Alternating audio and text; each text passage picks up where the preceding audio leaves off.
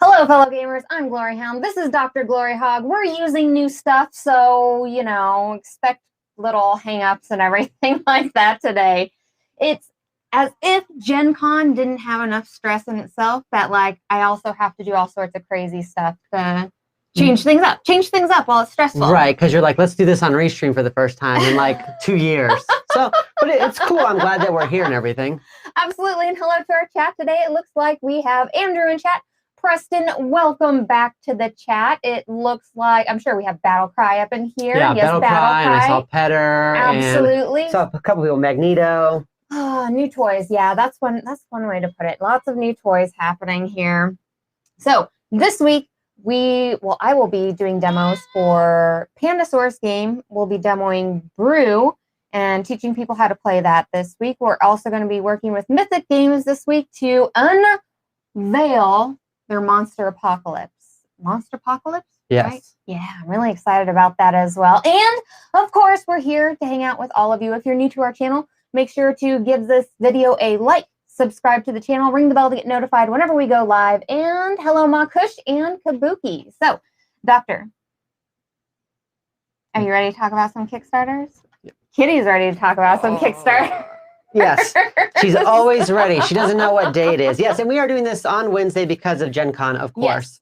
There's already conflicting Gen Con things happening on, so we're doing everything we can to get as much content out as we can, while also doing extra bonus content for Gen Con. Bonus content! I'm very interested in Monster Apocalypse. Is the cat a monster? They should be. They're going to trounce the board, absolutely. Hello, Magneto. The cat's actually the only miniature I have that's bigger than everything else with Cthulhu Wars. Like, the cat is bigger. That's amazing. You have them just run over the board like that. Smacking stuff around. So, let's see here. First up, we have Masters of the Universe board game. So, I was looking at what everyone was saying, and so Preston was saying he got woken up at 5:30 when a kitten got its head stuck in an empty can of chicken noodle. That makes sense. I could see that happening. I mean, I've woken up the same way. It's rough when you don't realize how you got your head stuck in there in the first place. That happens.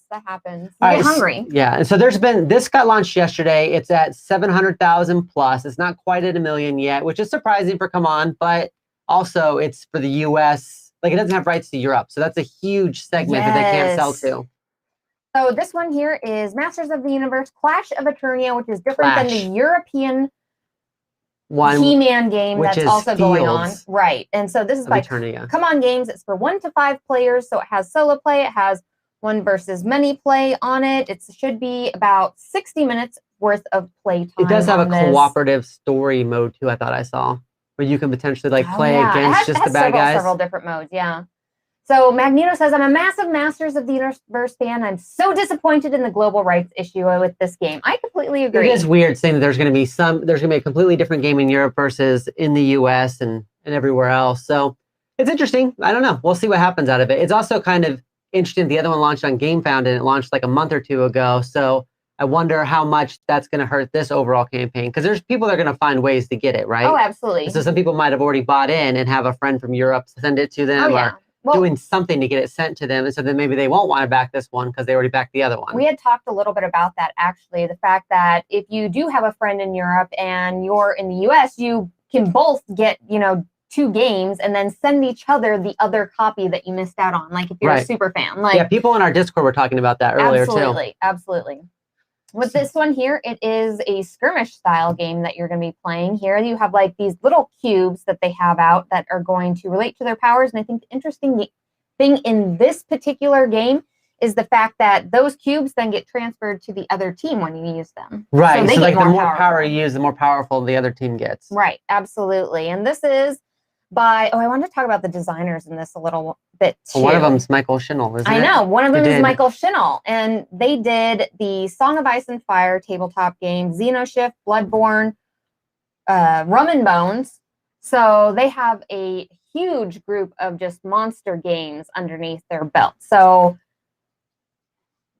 it's always interesting seeing somebody come in with all this, monster games sort of thing, and then trying to make something like He-Man's Masters of the Universe for not just gamers, but like a general audience as well. because all the other games that they've done, I don't think it reaches more like complex war games. And so war game styles. You have the other designer, Leo Alameda, who did Starcadia, which I feel like fills more of that border of like, okay, Starcadia Quest is like super easy to get into. It's a little bit easier to look at for the eyes for newer gamers and stuff like that. So I think it's going to be like a really good designer combination. Okay. So let's see here. Chat. Yeah, I live in Europe and I have family in the US, so they will receive all the box. Nice. I agree. I think the minis actually look pretty nice. I've heard some people complain about the miniatures. I think a lot of people want more gameplay stuff. Like since this just got launched yesterday, I took a look at it. I want to see more of the gameplay too. There are some gameplay videos. I want to dig even deeper into it because I'm not 100% sold on it yet. This is definitely more your style of game though. Like this kind of tactical skirmish game. So you've played a lot more of these style of games. Yes, absolutely. This has got a big old dice component where you're rolling a bunch of dice and you're controlling multiple characters. So what are your overall thoughts on like the actual gameplay itself? You know, I really like that power variability where you are figuring out, okay, am I going to go ahead and use this particular power because it is going to make my enemy stronger? I like the decision in that. But as of right now, I haven't seen anything else that I'm like super, super overly excited about. And I don't know if it's because like I was more of a She-Ra fan than like a He-Man fan as a kid growing up or something. Like I don't have the same sort of hype or that toy sort of hypeness to it. Does that make any sense, everyone? So Kabuki says, I'll happily play it, but I don't have the nostalgia for the IP, so I doubt I will buy it unless the gameplay is amazing. Kabuki, I think I'm in the same sort of row for that, you know? And I'm much younger than you, like 6 months or so. So I missed He-Man. I had some He-Man toys, but I probably spent most of my youth playing with Ninja Turtles, right? So I'd be more excited about the Ninja Turtles franchise overall over He-Man. He-Man was like the original Pokemon where they were just like, let's put a long neck on a guy and call him Long Neck Man. And everyone was super ripped. Like, I feel like Skeletor should have a few more abs. I mean, he's not as ripped as He-Man, I think. I always liked the idea that He-Man and Skeletor and all the bad guys would all be at the same, like, Gold's Gym, just working out next to each other, getting prepped for, like, their next fight, right? Right. And the Skeletor comes like, next time. And, like, you know, He-Man goes to sit down on the weight bench, and he's like, oh, it's all sweaty. And then Skeletor's all like, So, what is it? Petter was saying, I know a lot of people are complaining about the board, but I think it's fine looking for skirmish. I want it bland looking. You have the overlay tiles, though. And with the overlay tiles, I'm not for sure, but I'm assuming they're going to be some sort of like terrain business. I don't know. Well, I need to watch like gameplay on this. If you want to go for double the price, $220, you can get the Castle Grayskull expansion, which is a tower defense. Yeah. Right, and it's got elevated terrain. It's got like a crossbolt, it looks like, or a ballista. Sorry, it should be a ballista. And then like an actual tower that you're actually attacking with a little ladder and everything. So you can get a lot of extra stuff for this. I'm somewhat interested in the $110 pledge, but it's just not screaming out like a must back to me, right? Like it's not a fandom I'm super into. I didn't see gameplay that was just like, oh man, I have to do this.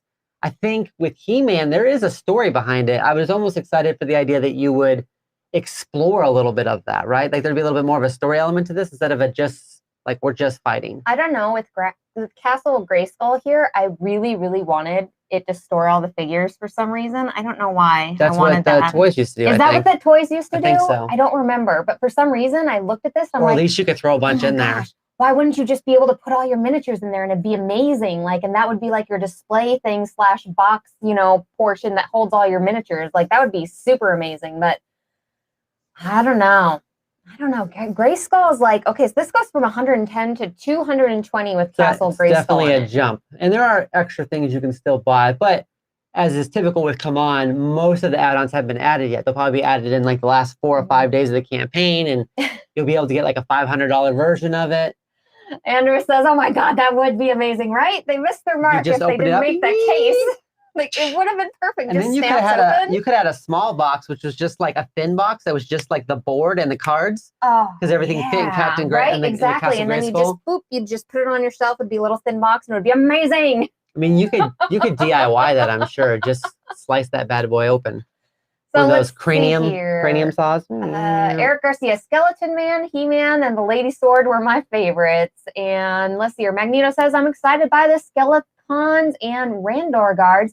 They were in the UK Ladybird books. I love those books more than the cartoon. Ooh, Okay, that's fair. Okay. I will say that I watched the Toys That Made Us about He-Man, and it was kind of interesting, some of the stuff, like how it came to be and how some of the characters came to be and stuff. Like the Battle Cat was just like a leftover safari toy they had, and they're like, well, paint it green, and now it's a thing, and he can just write it.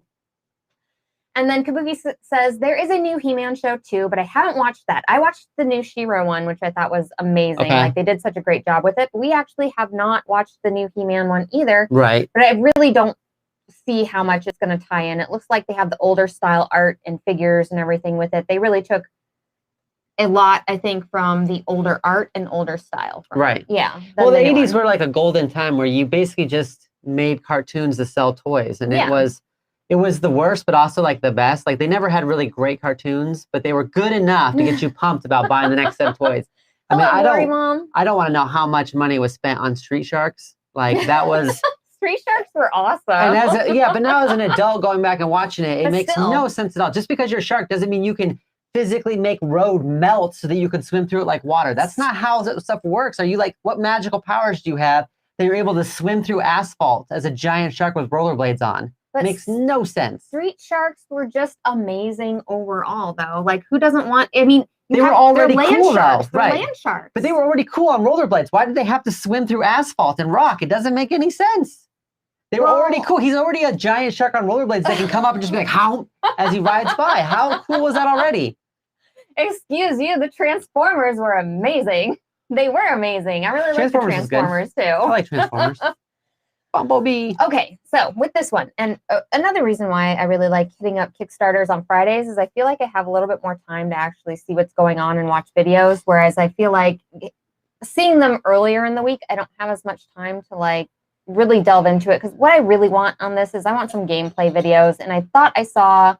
Let's scroll down. There's 3 videos. I think Quackalope did a gameplay and a how to play, which I started watching the how to play to get a general idea of how the game works. And then Dice Tower did a... Did anybody watch either of those yet?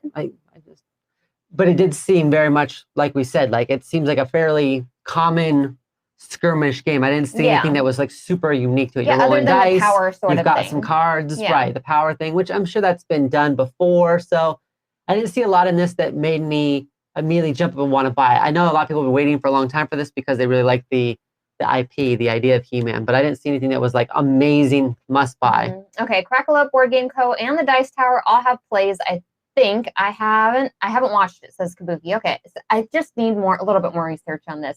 I think for me, like Kabuki, the gameplay on this is going to make or break it for me. Right now, I'm highly going off of that, power portion of it, and the fact that you can play it in 1 versus many, which I really, really enjoy. Cooperative. I like that there's scenarios and everything, but for me, the IP doesn't draw me in the same way. That's fair. So where are you at as far as wanting to back this? For you personally? This is tough. Oh, Studio Lanniston says Board Game Co. compared it to the Rise of the Moloch gameplay. Smog, Rise of Moloch from CMON. Oh, okay. Which would make sense. That would make sense. It's another game they made. As of right now, I think I'm going to have to pass because I know Agamonia is on Kickstarter right now. And I feel like that's going to have more in-depth choices, being like more of a storytelling lifestyle game. Okay. Whereas this one here, I do love skirmish games, but I'm not excited about the characters and their skirmishing. But there's a guy with a really long neck. Like it's really long. And there's a guy whose head would flip around, like his face would spin. That's Face true. Spinner Man. I'm sure that's probably like, his official name, Face Spinner Man. I'm not really excited about it. Chat, who's backing this game? I'm curious to see who our He-Man That's like Merman are. or something, I think. He's like part merman. He's a merman. I don't know. I don't know. I was hoping it would be more. I was hoping it would win me over, even without to the IP. Because there are so many people excited about it. So I was really hoping it would win me over instantly. I am 100% dead in the middle. I have to be won over at this point. It's not an instant back for me, where some of the other ones were like, oh my gosh, I got to get this right now. I'm so excited about it. At this point, I wish I was like at Gen Con or something like that so I could play it and just see. Man-E Faces is his name. Well, there we go. Because he's got many faces. Man-E Faces. Andrew says, I'm backing it at the moment, but we'll see.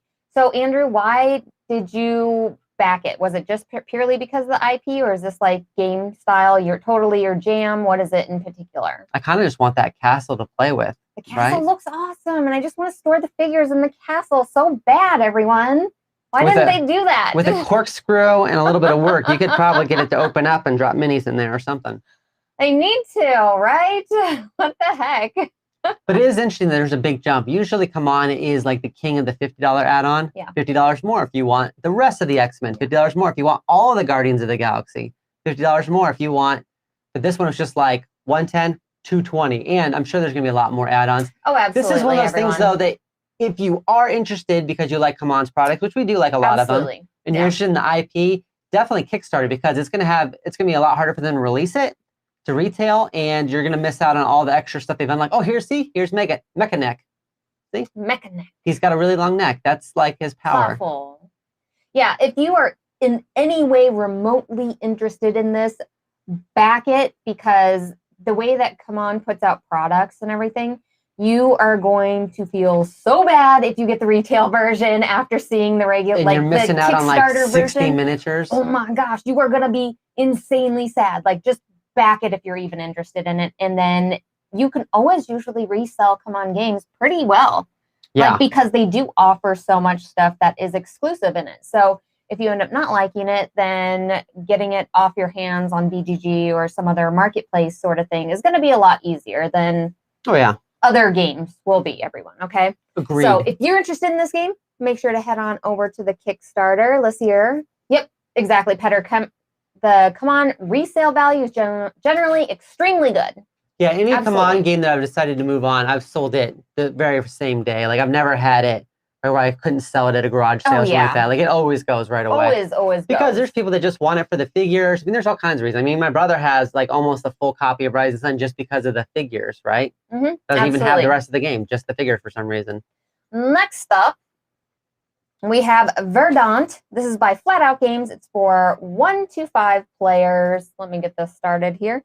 Should last about 30 to 45 minutes in this game here. This game is a set collection game, but when you're... An abstract one, right? Yes. When you're collecting those, you are making sure that everything is next to the right sort of thing, because you're pairing plants with furniture and rooms and making sure the plants have enough light and furniture that complements the different plants. And then you're also either like watering the plants and feeding the plants and stuff to collect extra points. So making those combinations of things in this game is going to be super, super, super important in this game. Right. So this is the same team that did Calico and did Cascadia. Yes.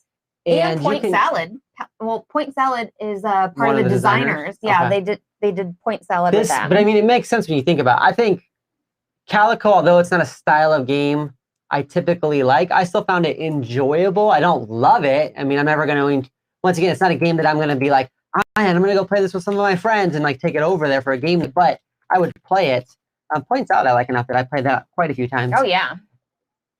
This is definitely going to be one of those kind of abstract puzzly games, though, where you are spending your time deciding, like, if I draft this card out of the middle, like, what do I want to do with it? Like, it's going to be good here. It's going to be good over here. It's going to be good over here. This is going to trigger Verdant and give me some extra, like, leaves, which would, like, help me maybe pot these plants, which then might make it easier for me that, oh, now I got this couch cushion. Well, that couch cushion goes over here onto this card for bonus points. So it's going to be a very much like Calico, where it's all about maximizing. If you can get, like, one of those little hexes in the right spot where it triggers 2 different objectives at the same time, you're going to probably win, right? If you're able to maximize that stuff. And this is very similar to that. Absolutely. It's definitely a puzzle. Mm-hmm. And yeah, the designers did work on Point Salad, Truffle Shovel, Public Market, Calico, 10, and Dollars to Donuts. It's like a group of designers that have all kind of worked together several times. They've all worked on all those abstract games. Yeah. I do like that this thing is like $30, right? Oh my gosh, the price, everyone. Yeah, like $30. It's $30. It's got good art on it. It was $30, everyone. Like, how often does that happen? Let's see here. Marie says, I don't know about this one. Not sure if it would keep my interest. I think this one might be for you, Marie. Let's see here. I want the Thundercats tattoo for my birthday, says Magneto. Yeah, there's been talk of Thundercats, and there's something else. There's talk of something else being in like one of the Zombicides or something that they're going to be doing. eventually everything will just be under CMON, and they'll have miniatures for every IP that ever existed. Whenever they've got Pirates of the Dark Water, I'm going all in. Oh, yeah. Oh, I loved Pirates of the Dark Water so much. It was so good. That one season of it. Right? So whatever it was. Petter says, I watched the Quackalope playthrough of this, much freer form compared to Calico. What I saw, less so than Cascadia. Okay, so it's like a good in-between on that then. If you like one of those other games, you'll probably enjoy this one too. Like I said, I enjoy Point and Salad the most out of all the ones that you kind of named. I think Calico is fine, but it's definitely a game that you're more interested in getting to the table than I am. It's not one. I mean, I'm just a Mara Thrasher at heart. Like, I want these big kind of thematic games, and this is an abstract puzzle. So this is definitely something I feel like you have more of a. But it's like an understanding of. It's like a super cute abstract puzzle where you're designing a little house. I feel like anybody. Right, but super cute doesn't sell me though. Hold on. I feel like anybody who is super excited about like having things orderly, like, you know, those things that you watch where people are like scraping sand and it's all like nice little rows or something like that. People who love that sort of thing are going to love this game because perfectly fitting everything in, having that satisfaction of like, I have my little plant exactly next to the right room, exactly next to this plant, and then I get to water them and everything flourishes around it. And like, it's going to be a satisfying experience, everyone, okay? So is it the gameplay that's got you excited, or is it the theme more? Or is it just both? I think it's both for me. I like the theme because, like I said, it's cute, but I feel like I like the theme and the satisfaction way more so. So this reminds me, so you it's have going to feel like building something. You have a big vivarium? What do you call it? Yeah, vivarium. Vivarium filled with orchids, right? Yes. And I'll look at them if I walk by, but I honestly don't care, right? Wow. So you're like, hey, look, this is growing a little shoot, or oh, this one flowered. And I'm like, okay, cool, whatever. Like, it doesn't excite me the same way. So I feel like for me, this one is just kind of something that I would pass by in a store because it's like an abstract puzzle game. The theme doesn't really speak to me. It just doesn't mean anything to me. So like, this is a pass for me if you guys can't tell.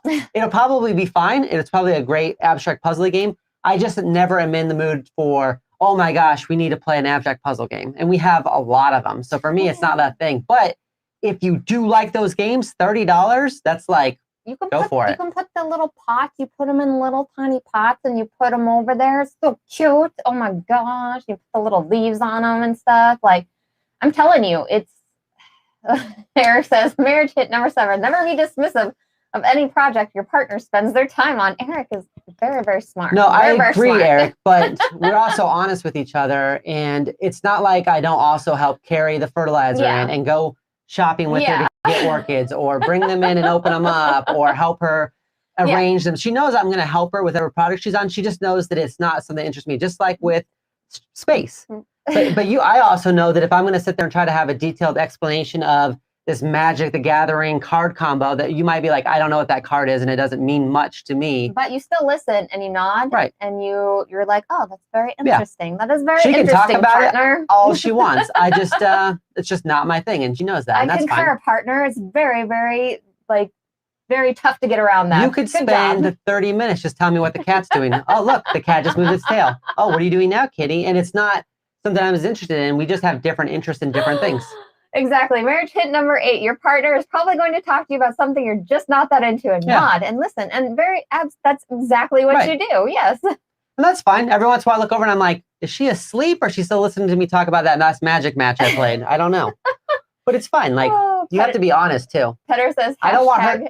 Fog of divorce. I'm going to give you a marriage tip. If you're not careful and you make them think that you're interested in it, then you get an orchid for your birthday. You do. That's not great. You do. Remember when you used to think? Remember when you used to tell me that you liked movies as much as me? Yeah. And then I got you like a DVD for almost every single thing, like at least a DVD. You might have gotten cards or flowers from else. But I was like, here's a really great movie I think you're going to like, or here's a really cool movie I heard about. And then eventually you had to say, hey, I enjoy watching movies with you, but I don't feel like I need to have a 600 DVD collection like you do. And I'm like, oh, so I stopped buying them for you. Our chat is not only knowledgeable about board games and miniature games and all sorts of stuff, but also very knowledgeable about relationships and relationship advice, everyone. So that's what you come to this stream for, okay? All right, so for me, this is a pass. Okay. I'm fine with Calico. I want to back this. That's more than I need. I figured. I want to back this. Chat, are you backing this game? Because I am like insanely excited about this. You don't even know why I don't even know why I'm so excited. It's just because like it feels like something I'm really gonna like because of the completion portion and the abstract puzzliness of it and the cuteness of what's happening in the game with putting everything together with the little rooms, the couches and everything. It's like the reasons why you play The Sims, everyone, you know, like you just play The Sims to like.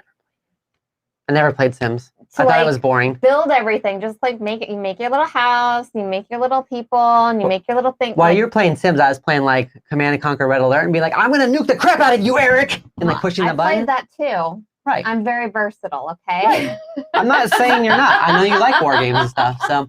So my question for you is there a game on our shelf you would boot to put this one in? Oh yes.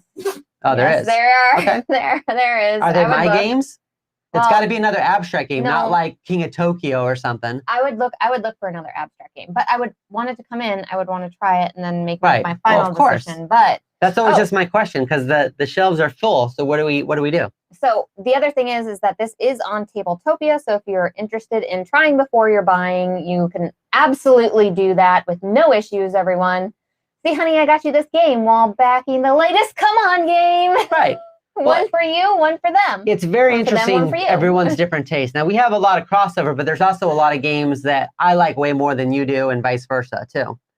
I'm gonna say, Petter, if you like puzzle games, like if you like abstract puzzle games, Calico is a fantastic game because the theme is so beautiful. It fits so well, and it is extremely challenging. I love it so much. And see, I feel like Calico was a more elegant design than this one. Well, but you don't always find abstract games with that much theme to them. You usually find abstract games as little X's and O's and, you know, here and there, like everything's sectioned off in a very abstract way. Whenever you find an abstract game that has like beauty to it and they've taken the time to actually build the theme into it, it just becomes like that much more exciting because you're able to also picture something, you know? I kicked something on the table and I thought it was your foot because it like kicked back, but it was the dog snooting my foot going. And he's just dog kicker. You're horrible. I apologize, everyone. He doesn't care. He thought it was great. He's taking his opportunity to get his stomach pet. I was just gonna say boot Calico. No, Eric. No. Yeah. So I think I'm fine with Calico staying on the shelf because I'll play it. But once again, it's not the game that I recommend, or it's not the game I get excited about. I'm like gonna say, why don't we play Dwellings? Why don't we play Ankh? Why don't we play,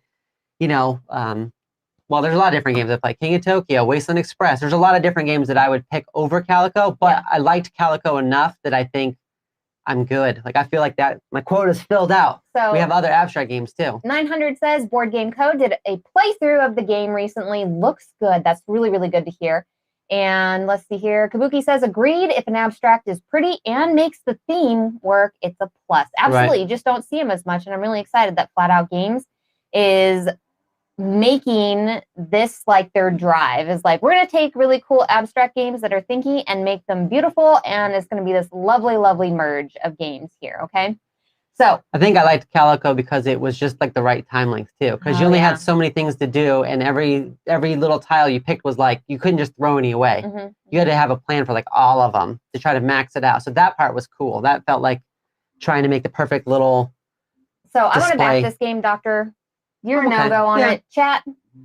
I think I already asked, but I don't know if I saw anybody saying they were backing. No, there's people that said they were going to back it and stuff. Oh, exciting. Okay.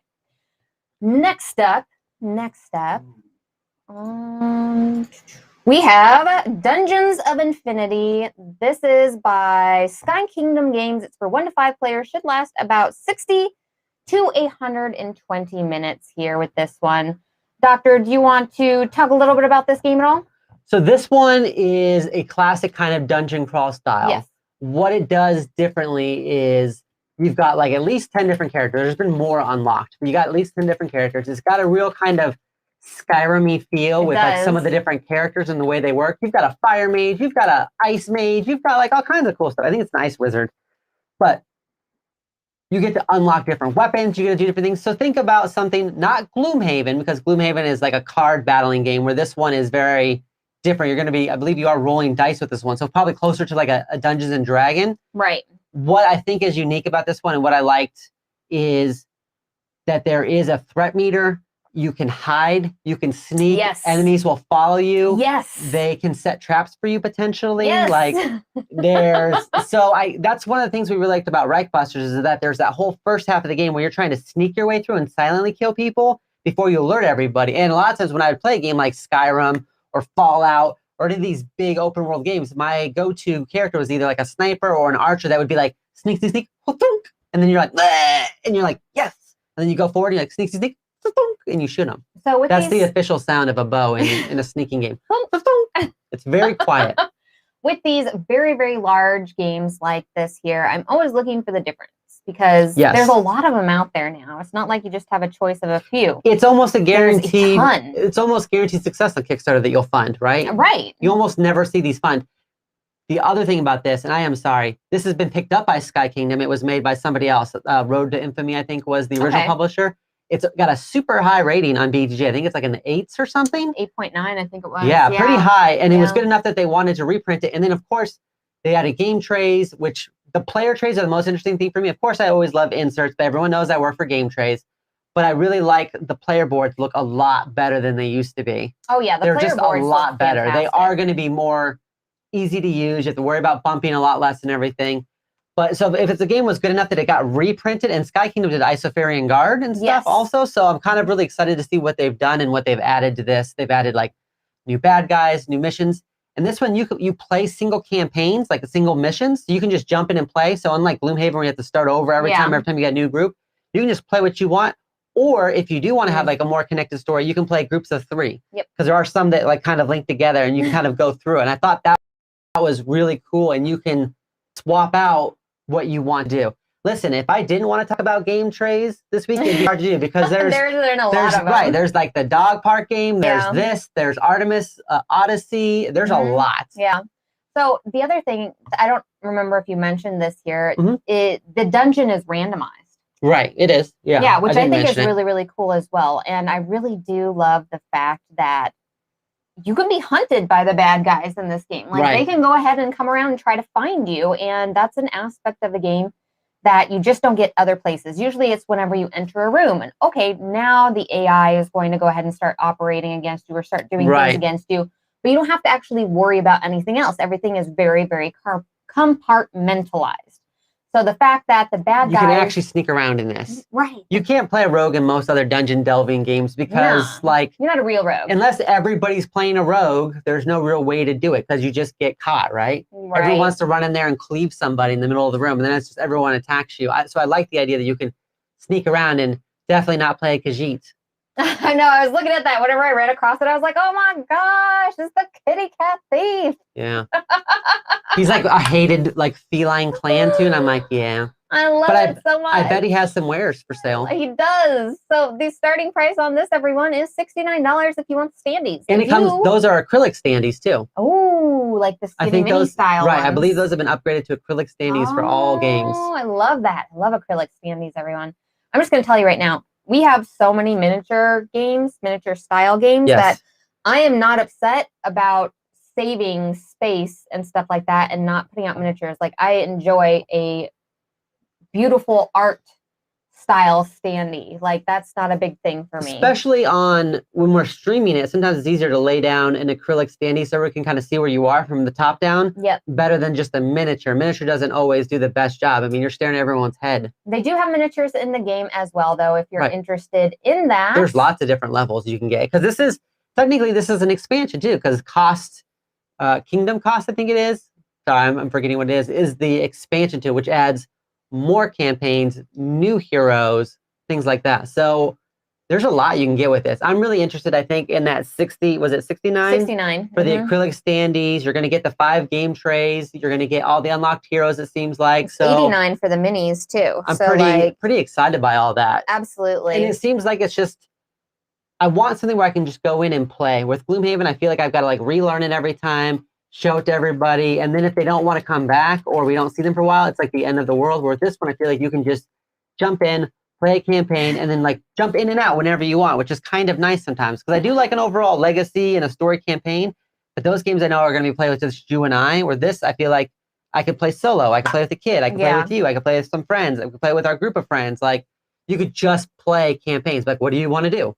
The boards on here are super key. I would not imagine being able to keep track of all this business without without the game trays in this. Like, I'm super happy that they went ahead and did this with game trays, because I feel like this either needs double layered boards. Right. Like, I am so insanely tired, everyone, of people having single layer boards and trying to put tokens and stuff or cubes on them. Yeah. Or whatever on them. Like, at this point, there's better options, everyone. I know it might cost a little bit more, but like, I don't want to have to knock my cubes around. Like, I just don't want to. It's as you annoying. Can see by our cat. It's been solved. As soon as we're playing, the cat jumps up all the time. It's 100% been solved, and companies just need to like make sure they're dealing with that issue, because there's several ways to deal with it. Like, my goodness, I'm so excited about these game trays and this thing. So, chat. Yeah, I think they look good.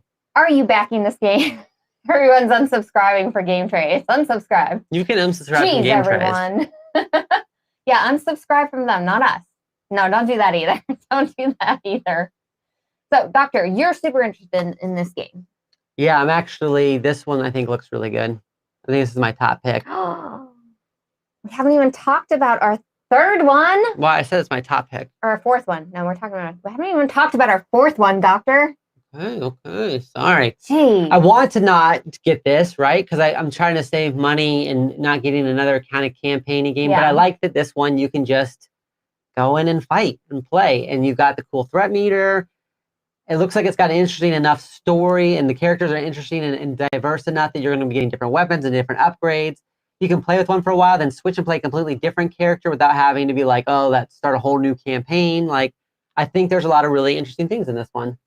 And I always like games where I can just get loot and fight and everything. It's kind of like Arcadia Quest is the same way, right? You've got your characters, you roll some dice, you hopefully win, you win some loot. That part is exciting. I like that aspect of games. So chat's cracking me up. So 900 says, ironically has played Khajiit Rogue and every Elder Scrolls, but it passed for me. What? That's fair. How so? You can't pass on the Khajiit. Studio Lanniston says, but $69. And I think that's pretty good price for one of these style of games. I think, especially with the game tray stuff in it, which usually does make stuff more expensive. That's the huge selling point on this one for me, everyone, is I think if this was another $120 game or so on, I'd really be like weighing my concerns. I'd be like, oh, do I want to get this game? Do I not? But for $69, I'm more apt to be like, yeah, let's try this game out. Like, I'm excited to see how this plays. Is it going to replace something else in my collection that I'm playing? I already like the medieval style as it is, or like Dungeons and Dragons sort of style stuff. I mean, so it's just kind of like, and I do like the fact that they do have you can have the selection between no minis or the standees. So which I'm hoping means smaller box. I'm good. I want to. I want to back this, everyone. I want to back too many things this week. We have a really good week. It's Gen Con week. We have a really stinking good week, everyone. It's true. Petter says, I'm backing this now. I'm backing Agamonia. Right now, since I'm backing Agamonia, I can't justify this one. Right? That is the problem right now. I'm going to have to go back and look at everything. But the $69 is insanely tempting. Like, it is. But this one is also less of a story game, where Agamonia is definitely a story game. This one is this one's going to come out regular to the table more. Right. This is like the old books they had, the old dungeon crawler books. I forgot what they used to call those, but you would literally just get it out and like, here's a battle. Right. And you would battle. This seems more like that. Yeah, absolutely. Because and then plus it's Sky Kingdom Games too. Like, they partnered up with Foreteller for voice narration on their last game, so maybe that will happen with this one. They did some amazing stuff. So for $69 maybe, but Iridia maxed me out on dungeon crawler excitement. I completely agree. There's been quite a few of them. Like, I mean, we have Frosthaven coming in and stuff. I mean, we love this style of games, and it's hard to say no to them at this price. Right. Because I love them so much. All right. I would like to back this. Chat, are you backing this, Doctor? Yeah, I would back this one. You back this one? All right. Like I said, I think $69 is an amazing price for something like this. And it's all been redone. They've updated the cards to make them easier to read and everything. So it's like the second, more improved version. I like flying through these Kickstarters today, everyone. It's because I haven't eaten breakfast and I just had coffee. That's it. I've only had coffee this morning. It's almost 1 o'clock and I've only had coffee. Only had coffee. next up we have the Artemis Odyssey. This here is by Grand Gamers Guild. It's for 1 to 5 players, lasts about 45 minutes. This is not anything like what it was the other one, the Artemis Project. Yeah, the Artemis Project. Because Artemis Project was dice placement and everything. This is like insanely different. So can I say something about Artemis Project real quick? Okay. I liked Artemis Project a lot, too. but we got rid of it for one very specific reason. Me. It was a very mean game when we played 2-player. Because what you're doing is you can put a lower dice in front of everybody else's dice to make sure you get those resources. So if you want to be greedy, you put a 5 down so you can collect 5 resources. But if you just want to like one-up them and drop a 4 die in front of them, you'll take 4 and they might only get 1 thing because that's all that's left. It was a very interesting way to play. It was a very good game. But 2-player, it was just constantly being like, bump your die. I'm like, oh yeah, well, I'm going to bump your die over here. Well, I'm going to bump your die over here. And it just got very contentious for us to play at 2-player. I would have only liked to play it at 3 or 4. Yeah. So that's the only reason why we didn't keep it. Because it was good.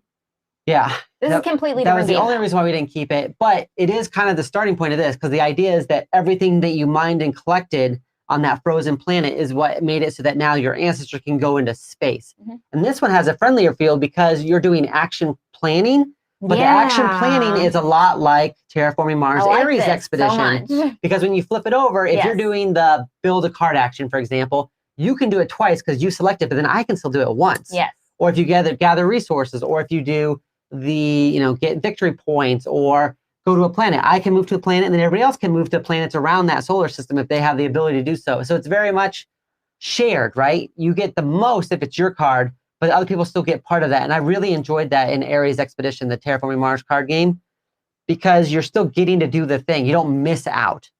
And so you feel like whatever you play still helps me at least half as much as it helped you. I feel like if this had more like factions fighting factions in it, it would be considered like a 4X game almost, because you are putting down your cards, you're trying to expand across the universe and like get different planets and everything, and like basically increase where you're at in this game, except without like some of the you're fighting building like stuff. A civilization, right? Exactly. And then I feel like at the end of this, their next game will be destroying the other civilizations. You'll build it, and then you have to destroy the other ones. Let's hear. 9 says, I'm worried about this being the same way though. You have to add a 3rd player bot at 2 players. Okay. Is it because of the rush of trying to get everything? Because here's the thing here. It's because it's only when that board's filled. So I don't know if you actually put an action out every single time. It's almost Catan-like in the fact that whenever you flip over that and then something is produced on a certain planet, it's only those planets of that particular color and stuff, you know? So you're probably going to be wanting, like if you see somebody settling a lot of the green planets, you're going to be like, I should probably go get some of that green planet over there, you know? Okay. That's interesting. I like, of course, I like the little miniatures in it and the planets. It looks very nice. They did a fantastic job. If it is Catan-like, it has definitely been upgraded for sure. Well, I'm just saying in that aspect of whenever that does come up and the person picks the item on the card, if you're producing on a planet and then it's every planet that has that is going to be produced. Okay. Yeah. And then if you have like a little colony on it, then you produce extra. So kind of going back to like what 900 was saying, I feel like it's different than Artemis Project because the dice placement literally is you're bumping people out. But with this one, you are still getting a benefit no matter what your opponent plays. Right. It just might not be as good as what they play. And if you do it right, just like when you play Ares Expedition, if I know you've got no resources, I can play a build card because I know you're going to probably play produce. And so like you produce, I get to produce. And then when the build happens, like we're both happy, right? Right. Absolutely. You always know that something else is coming to you. So you can definitely plan things differently.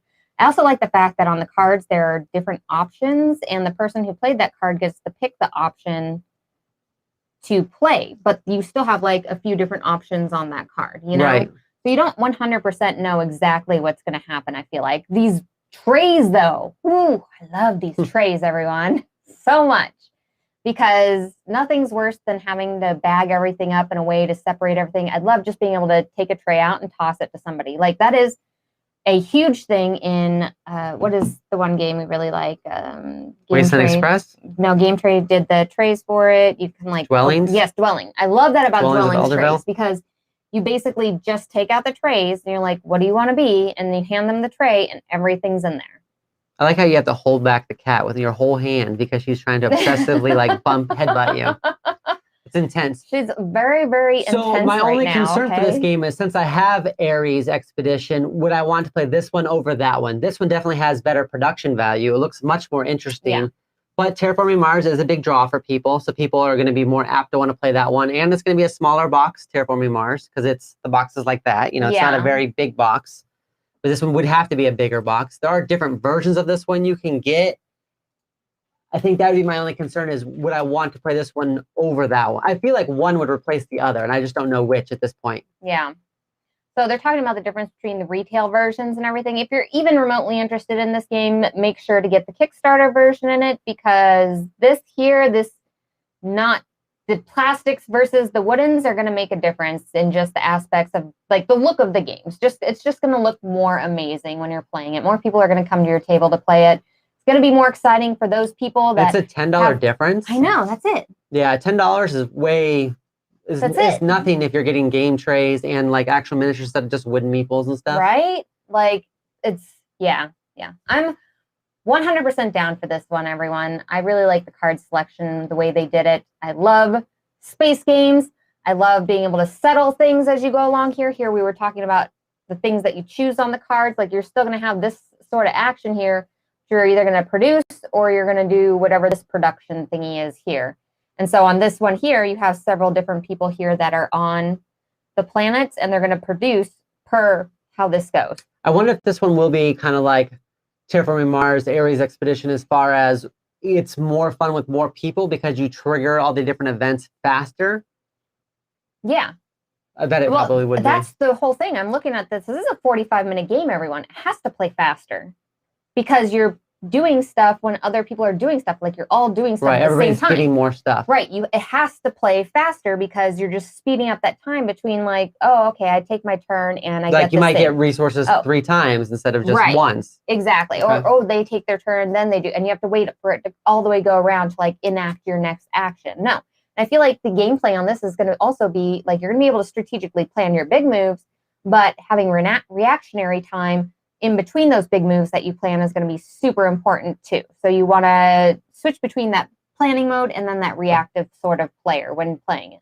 And I like that it's going to feel more friendly because of that, right? Not that we only like friendly games, of course. Right. I like my games to either be 100%. Games, I think the games that we like to play that are just in your face are more like the Super Fantasy Brawl, right? Like the ones where you're literally just trying to like knock each other out or complete objectives. Well, versus bumping each other and stuff felt like mean. Here's the difference: is if you go into already had a spot, and then I would bump you out of that spot. Well, if you go into a game knowing this is going to be a skirmish game and it's a 1 versus 1, like, okay, you're in the mood to murder your spouse. Exactly. Or your partner. If you go into a game and you're like, this is a dice placement game, it's going to be really fun, and then you get in there and you murder your spouse or whoever, your child, or you don't want to accidentally murder your spouse. You want to have it pre-planned. You do. Yeah, absolutely. And you both want to be in agreement that there is going to be murderizing happening at the event. Yeah, absolutely. That's how that works. Tip. Okay, it is pro marriage tips here. Okay, on the Gloryhound channel. You are very late. We're about 48 minutes into it, Omar. Sorry. Yeah, we cruised through this, Omar.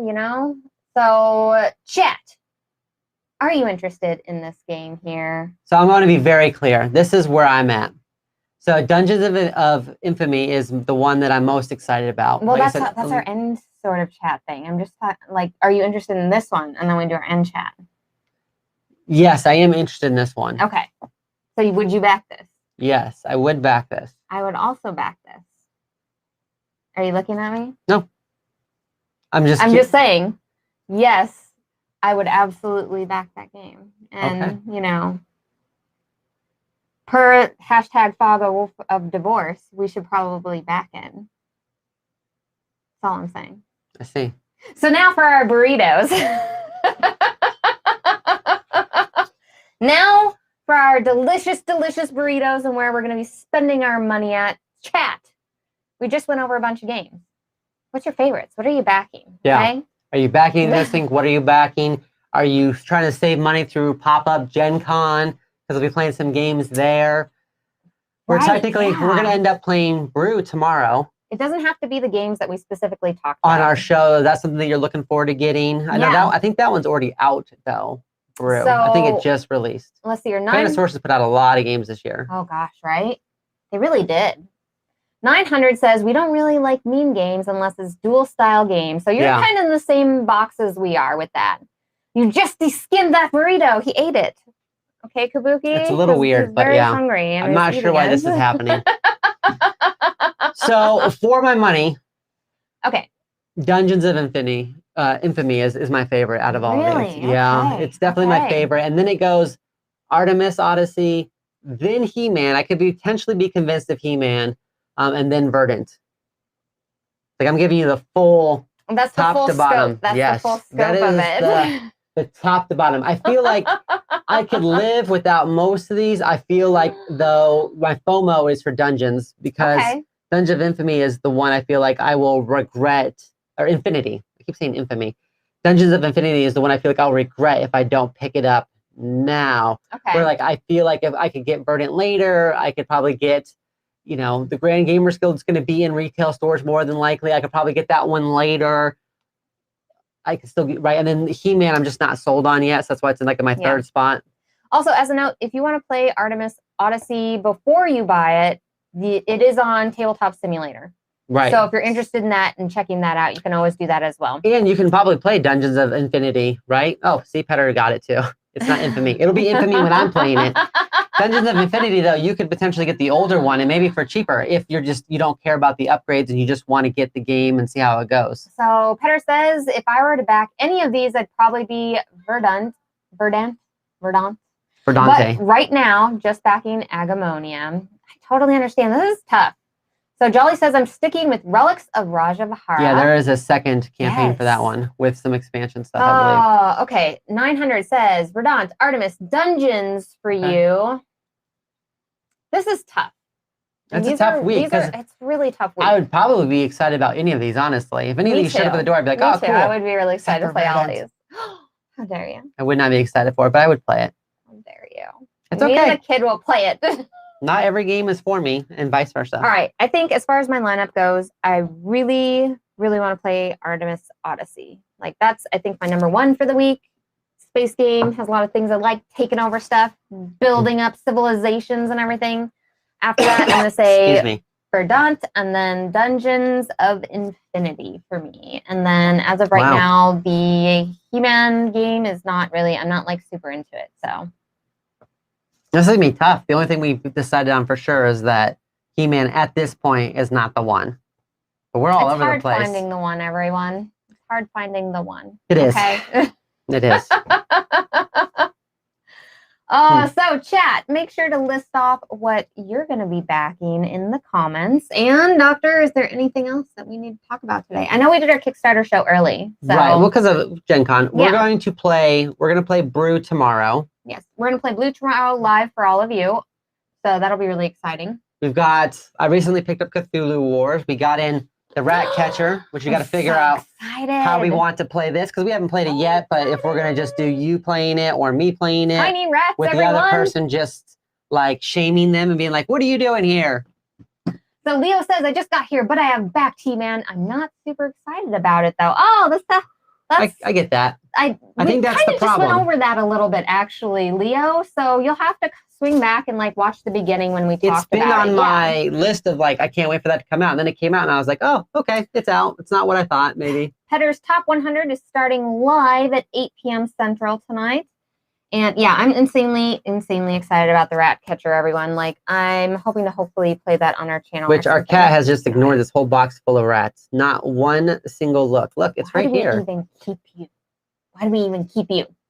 Terrible. She doesn't even chase down bugs. Other than that, she just stares at them. Be back next week with all of the normal sort of things and stuffs. And I think that's it. Normal. What does that mean? I don't know if I'd call you normal. Thank you for everybody joining us today. We really appreciate all of you being here on this Gen Con week. And for all of you that are going to Gen Con and everything, be super, super safe. And for all of you that are not and doing Gen Con online, like, check it out. I'm doing brew demos and everything. So make sure to sign up for that. Is Gen Con happening this year? I don't know. I haven't actually checked in on Gen Can't. I might need to. I don't know. I don't know either. We'll figure it out. Other than that, we will see all of you later. Bye. Bye.